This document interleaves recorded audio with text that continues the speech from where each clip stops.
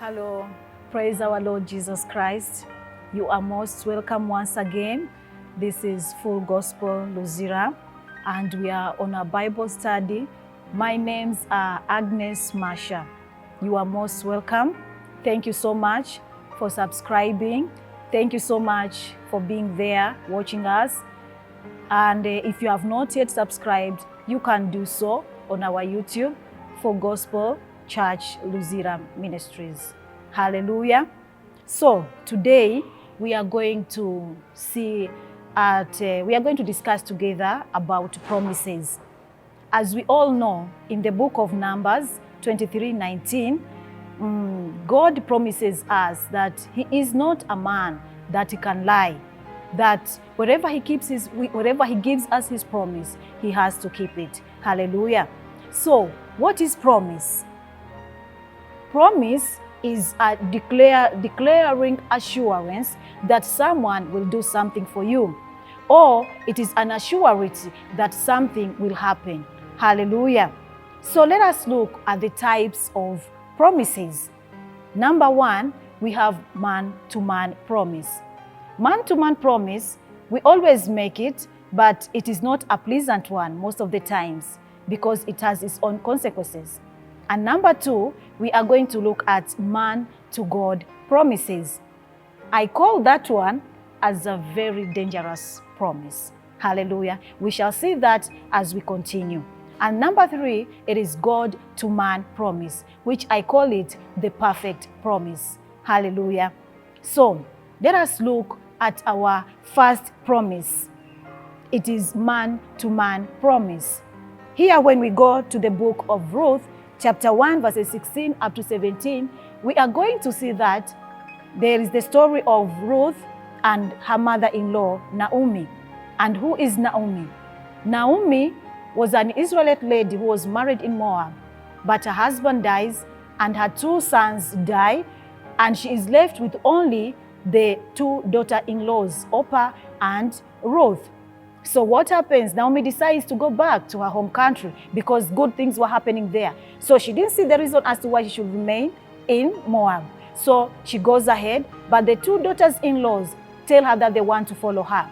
But in reality, only one meant it, and that was Ruth, because Orpah went back and she served her gods. But Ruth told her mother-in-law Naomi that I cannot leave you alone. I am going to follow you. Your God is going to be my God. Your people are going to be my people. And she kept that promise. She followed Naomi up to where she was going back to her home country. And this one shows us that man-to-man promise under the influence of the Holy Spirit can be kept. But we have to be very, very careful. Hallelujah. And this scripture, most of the times, it is used mostly when people are getting married. They like using it in their cards, wherever they are putting that scripture, like your people are going to be my people. So it is a very pleasant one. It is a good promise, fine, but as I've said, under the influence of the Holy Spirit. So let us look at another example. It is about marriage. You see that most of the times when we want to get married, before you enter into the marriage system, most of the times you have this relationship, a boy and a girl relationship. And most of the times the boy promises the girl that I'm going to marry you. But if the Holy Spirit is not involved, you find that many people get disappointed. So it is not a guarantee that man-to-man promise will happen. Hallelujah. So that is why I said I don't trust this promise, though it can be a good promise under the influence of the Holy Spirit.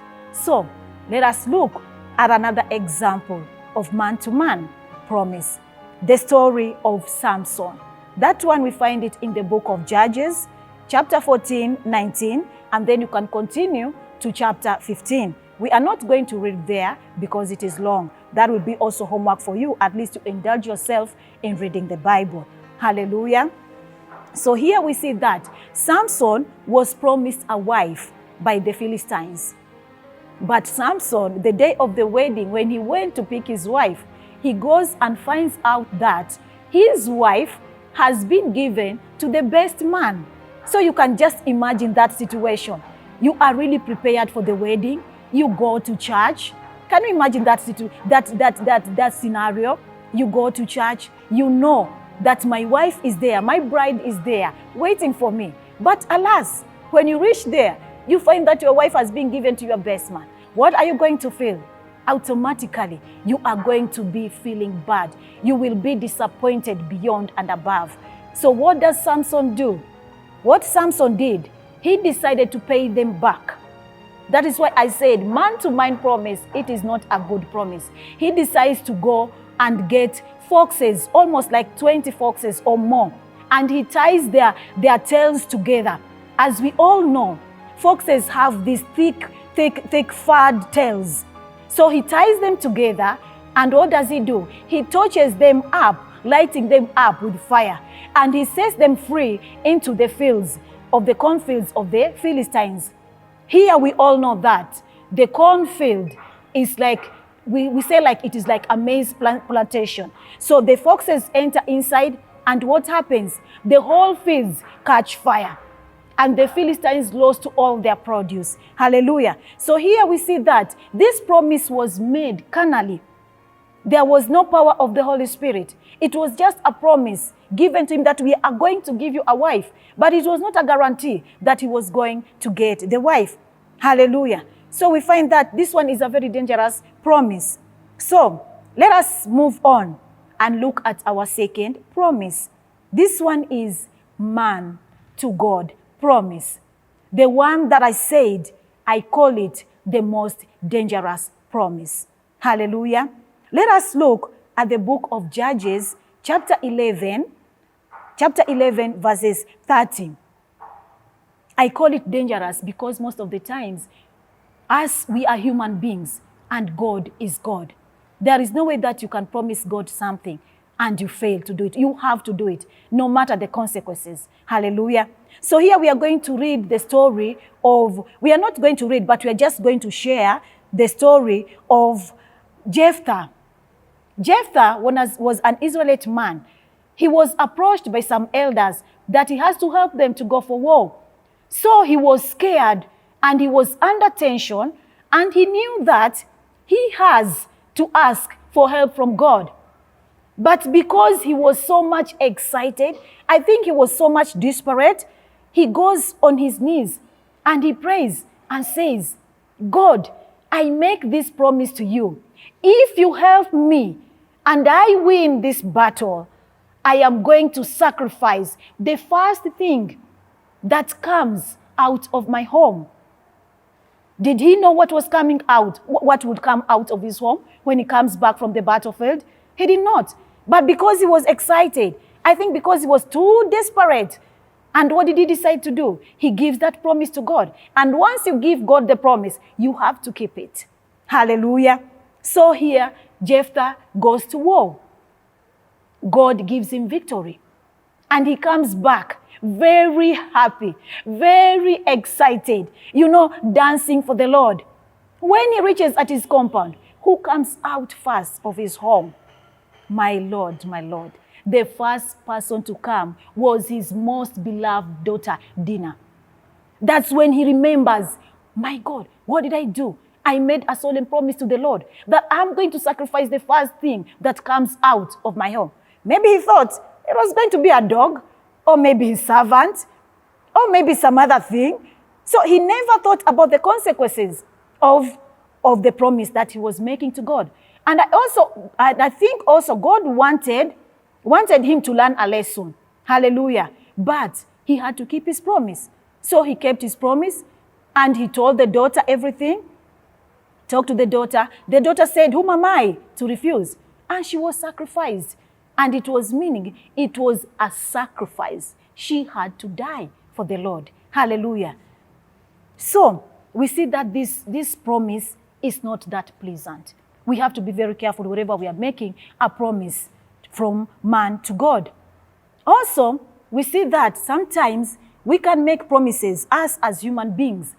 We decide to make promise to God because you are desperate. Maybe you have lost your job, and especially like this COVID time season, we are on the lockdown. Some people have no jobs. Some people, they are desperate, and you go and tell God that, God, if you do this for me, if you give me this job, I am going to be present every day at the evening altar, or I will not miss the Bible study. But are you God to know what will happen tomorrow? God gives you the job, but you become too busy that you cannot keep your promise. And sometimes you end up again losing your blessings. Hallelujah. Are we together? I hope you are following me. We have to be very careful in our promises, and especially man to God promise. Hallelujah. There are some other promises that are made under the influence of the Holy Spirit, as I've first spoken about it. So let us look at the story of Hannah. Hannah was a woman who was barren, and the co-wife was ever laughing at her, mocking her because she never had a child. But she cried to the Lord, and the Lord answered her prayers. So what did she say to the Lord? She told the Lord, Father, if you give me a child, I am going to give my son to you, to worship you, and I'm going to dedicate him to your temple so that he ministers to you. So I see this promise is not a bad promise, because she kept it, and she did it because she was a woman who was so much engrossed in the word of God, and she could ever go to the temple of the Lord to give sacrifices to the Lord. So when she got her child, she went to the temple and dedicated Samuel to God. Hallelujah. So we see that she kept her promise, and she was blessed with so many children. If you want to know about that story, you can go to the book of 1 Samuel chapter 2, verses 21. Hallelujah. So we see here this promise. She made this promise out of the power of the Holy Spirit, because she prayed. And while she was in prayers, she was even groaning to the Lord. Hallelujah. And that is how God answered her prayers and blessed her abundantly when she decided to keep her promise. Hallelujah. So let us continue. The consequences of promising. When you make a promise to God, if you are not careful, you might lose what you love most. You might lose what you love most. You might lose your child. You might lose your job. You might lose your joy. You might lose your happiness. You might lose so many things. Hallelujah. Because of the promise that you are making. You don't think fast. Hallelujah. The second thing that you might lose your wealth, even life. You might lose the trust in anyone or in anything. Hallelujah. So we should always make sure that wherever you are making a promise, you should never be angry. Hallelujah.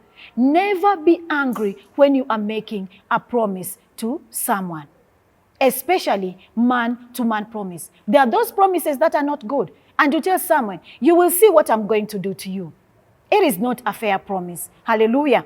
And make sure that wherever you are making a promise, especially man-to-God promise, make sure that you are not excited about whatever you want to promise about. You might be so much excited. Maybe God has done something to you. Maybe God has given you a new car, a very beautiful car, or maybe has given you, maybe your finances, and you promise God and you say, God, I am going to give the 10% of this money that I've got. And then God has given you 100 million. And you start looking at, can I give 10 million really to the church? No way, I can't. So you forget your promise because you are too excited. Or you say that, God, I am going to be using my car for evangelism. I'm going to use it for ministry. But once you get this car, you forget and you start going to enjoy life. You go to one place to another, enjoying life. You go with your family out and you forget completely about the promise that you have made to God, that you are going to use your car for ministry at church. Hallelujah. So we should always be calm wherever we want to make a promise. Let us ask the Holy Spirit to guide us and give us wisdom on how to make these promises, especially man-to-God promise. Hallelujah. Because the fear of the Lord is the beginning of wisdom. So when you have the fear of the Lord in you, He's going to give you wisdom, whereby it will help you to be able to decide what kind of promise that you want to make. So let us look at the promise that is so beautiful, that I love most.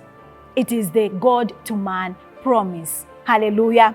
I love this promise so much because, as we have seen at the beginning, when I told you that in the book of Numbers, chapter 23, verses 19, that our God is a God who never lies. He is not a man to lie. He always keeps his promises. Hallelujah. So, God promises all his goodness. There are so many promises that God has for us. So for today, we are going to look at 2 promises. Hallelujah. There are so many. We are going to share almost 8 of them. But today, I am going to share with you 2 promises.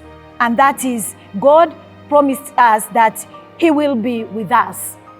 And that we find it in the book of Genesis, chapter 28, verses 15. Our Creator is always with us, wherever we go. It's good to know that we are not on our own, but God is with us. Can you imagine that? Wherever you go. That is why he's called omnipresent. Wherever we move, whatever we do, God is always with us. As he has promised us, he is there to love us. He can never leave us alone. No matter the situation that we are going through, God promises us to be with us. Sometimes we feel like there is no one for us, and we feel that even when we pray, he doesn't hear us. But God is a faithful God. He's always with us as he has promised. Hallelujah. I really love this one. My God ever be with me. Ever with us. Don't you feel good when you know that God is ever there with you, that God is ever there surrounding you? Hallelujah.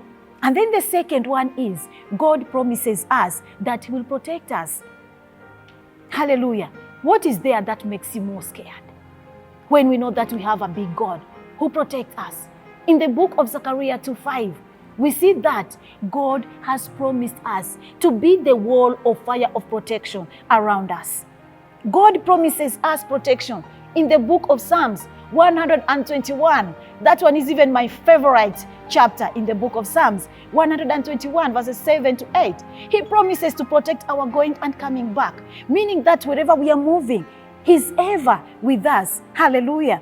In the book of Psalms 91, he protects us. He promises us that I'm going to be with you. I am going to protect you. No deadly diseases shall come near you. And he promises us that he's ever going to be with us. Once we proclaim that he is our God, he is ever going to be with us. How beautiful that promise is. The protection, the divine protection. Because some other people, they run to witch doctors, they run to their funny things, they run to their idols. But God warns us that we should never trust in those idols, because there is no way out, that those things can promise us protection. For us, let us continue having our faith in God, that this promise of protection works for us, because he keeps his promises, as we have seen in the beginning. We can also see in the book of Psalms 23, chapter 1, God is our shepherd. The Lord is my shepherd. I shall not want. What is it that you are missing? What is it that you don't have? God promises us full protection. Hallelujah. He again goes ahead in telling us that in the book of Isaiah 54:17, no weapon fashioned against you shall prosper, because God is there to protect us. Let the enemies fashion their evil plans. Let the enemies fashion their evil weapons. But God promises us the protection that they can never come near us. So we should always keep on trusting in God with his promises, putting in our minds that God is ever there to protect us. God is ever there to be with us, that he can never leave us alone.